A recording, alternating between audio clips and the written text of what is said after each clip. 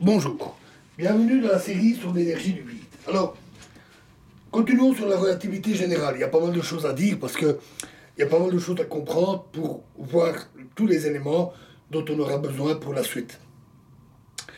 Alors, puisque la relativité générale décrit l'espace-temps, sa courbure, donc sa forme, en somme, c'est ce qu'on appelle la variété mathématique qui décrit la structure de l'espace-temps.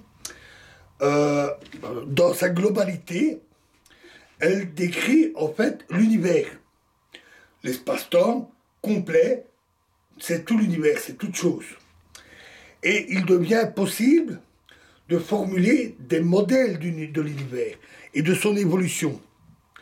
Trouver la solution générale des équations est impossible, d'une manière générale. Mais on peut y arriver avec une simplification.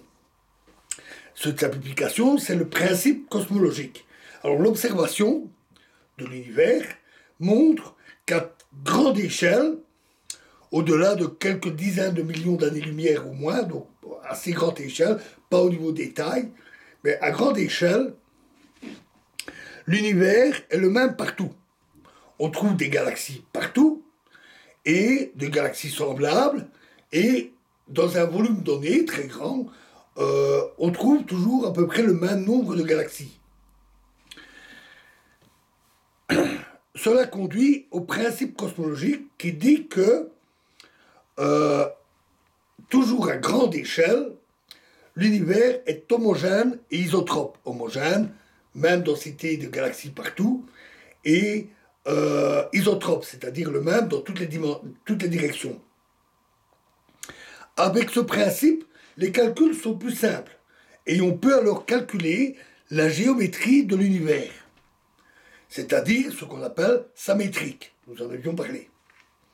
On trouve ainsi la métrique, qu'on note souvent RWFL,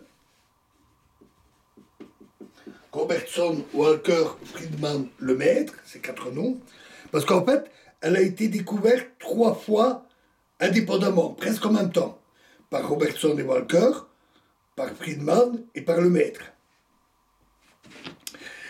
Cette métrique prédit quelque chose de remarquable.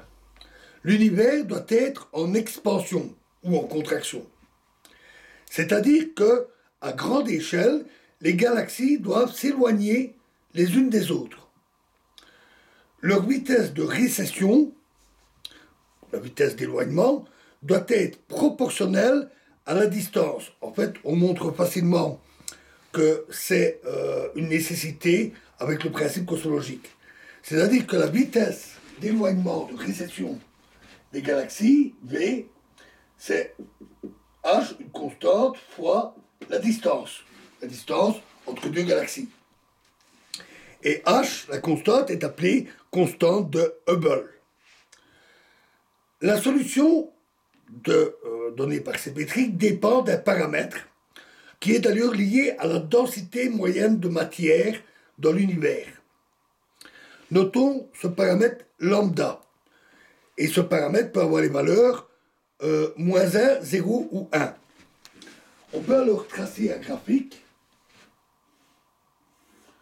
au cours du temps et avec la taille, une taille caractéristique. Disons la distance entre 2 galaxies données, assez éloignées. Toujours à grande échelle. Donc, et cette distance, elle va évoluer comme ceci. Ou comme ceci, ou comme ceci. Lambda égale 0, lambda égale 1, lambda égale moins 1. Traditionnellement, je ne sais plus si on met moins 1 ou 1, c'est pas très important. Si lambda égale 1, ça correspond au cas où la densité de matière est très grande, assez grande. Et comme la gravité est toujours attractive, elle ralentit l'expansion jusqu'à l'arrêter et provoquer une contraction. L'univers alors s'effondre. Si lambda est égal à moins 1, la densité est faible elle ralentit l'expansion, mais sans l'arrêter. L'expansion continue indéfiniment. Le cas limite entre les deux, c'est lambda égale 0, qui est aussi une expansion éternelle. Je prends souvent l'analogie d'une pierre que l'on jette en l'air. Si on la jette avec une vitesse donnée, si on est sur une planète très légère, avec une faible masse, une faible attraction gravitationnelle, comme on était sur un astéroïde, en jetant cette pierre en l'air, elle va monter et s'éloigner indéfiniment dans l'espace. Tandis que si on est sur une planète beaucoup plus massive, comme la Terre, en jetant la pierre en l'air, avec la même vitesse, elle monte, elle ralentit, elle s'arrête et elle retombe. C'est décrit exactement les cas ici. Dans le cas lambda égale 1, l'espace seul, sans le temps, donc l'espace à une époque donnée, a une géométrie sphérique, mais à 3 dimensions. C'est donc une géométrie sans bord. Aller tout droit fait revenir à son point de départ, comme pour la sphère à 2 dimensions, la Terre, où on fait le tour de la Terre. C'est le même principe, mais avec une sphère à 3 dimensions.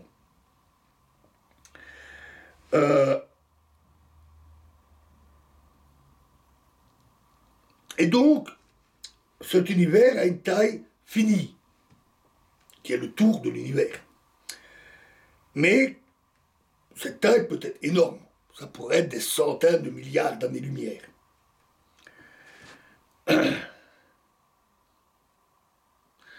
Pour lambda égale 0, l'espace est plat à grande échelle, euclidien, et infini. Et pour lambda égale moins 1, l'espace est hyperbolique, à une géométrie hyperbolique, également infinie. Notons que l'état actuel correspond à un âge de 13,6 milliards d'années. Donc, je ne vais pas décrire toutes les méthodes permettant de calculer l'âge de l'univers, peu importe, il a 13,6 milliards d'années.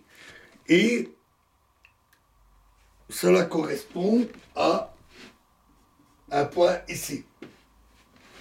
On va dire malheureusement. Pourquoi? Parce qu'à cet endroit-là, les 3 courbes sont très proches les unes des autres. Et donc il est très difficile de séparer les différents modèles. La mesure actuelle de l'intensité de matière dans l'univers, donc on compte les galaxies, les nuages de gaz, on fait la somme de tout, et en tenant compte également de la matière noire, dont je ne parlerai pas ici, je ne fais que la citer parce qu'on en tient compte dans ce calcul, on trouve alors qu'on est globalement autour de lambda égale 0. On est très proche, et donc à nouveau, difficile de séparer. Mais plus probablement du côté de lambda égale moins 1. Donc on est un peu plus proche de l'expansion éternelle.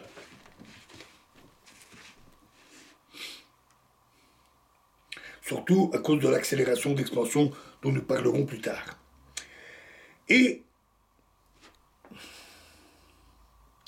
comme la lumière a une vitesse finie, égale à c, on ne peut pas voir plus loin que c fois t0. On ne peut pas voir plus loin parce que la lumière n'a tout simplement pas encore eu le temps de nous parvenir.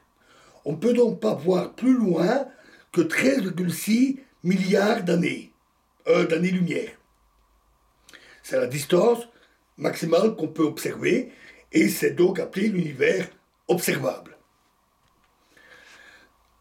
Alors, lorsqu'un objet s'éloigne, la lumière qu'il émet est perçue par celui qui est immobile avec une longueur d'onde qui est décalée.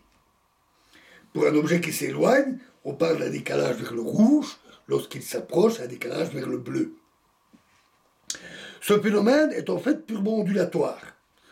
Et il est même non relativiste. Il y a une version en relativité, mais légèrement différente, mais c'est un phénomène non relativiste, classique.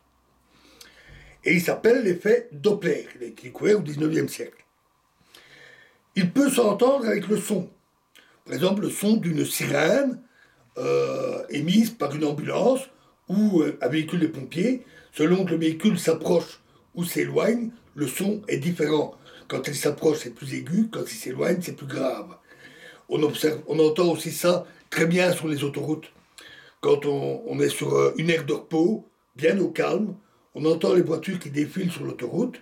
Le son est plus aigu quand elle s'approche et plus grave quand elle s'éloigne. Donc c'est... Excusez-moi pour l'onomatopée, mais c'est à peu près ce qu'on entend. Et l'effet avec les ondes radio est même utilisé par ce qu'on appelle les radars Doppler. Il est utilisé par la police pour mesurer la vitesse des voitures. Les radars qui mesurent nos vitesses sur les autoroutes, c'est des radars Doppler.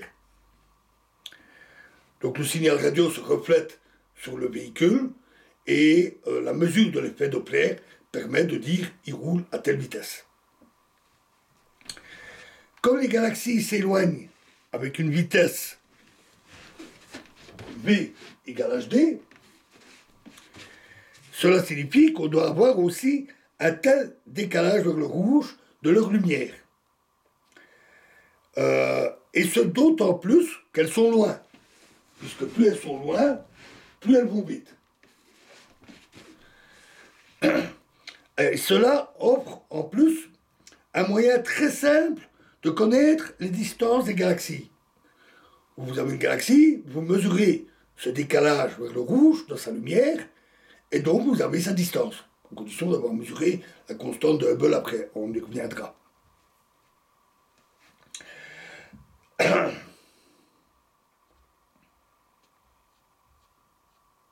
En fait, pour des distances très grandes, quelques milliards d'années-lumière, il y a un écart entre l'effet Doppler et ce décalage vers le rouge.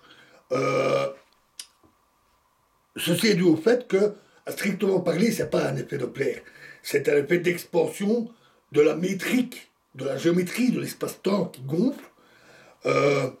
C'est un effet lié à la relativité générale. Il est plutôt analogue au redshift gravitationnel que j'avais cité. La lumière qui est décalée vers le rouge, lorsqu'elle sort du puits de potentiel gravitationnel d'une étoile. Tandis qu'ici, il sort du puits gravitationnel de l'univers, partant d'une époque où il était plus petit, plus dense, pour arriver à une époque où il y a eu de l'expansion et où la densité est plus faible. Et on parle de décalage vers le rouge ou de redshift cosmologique. Le terme anglais est souvent utilisé. Voilà, et nous verrons la suite dans la prochaine vidéo. Je vous remercie.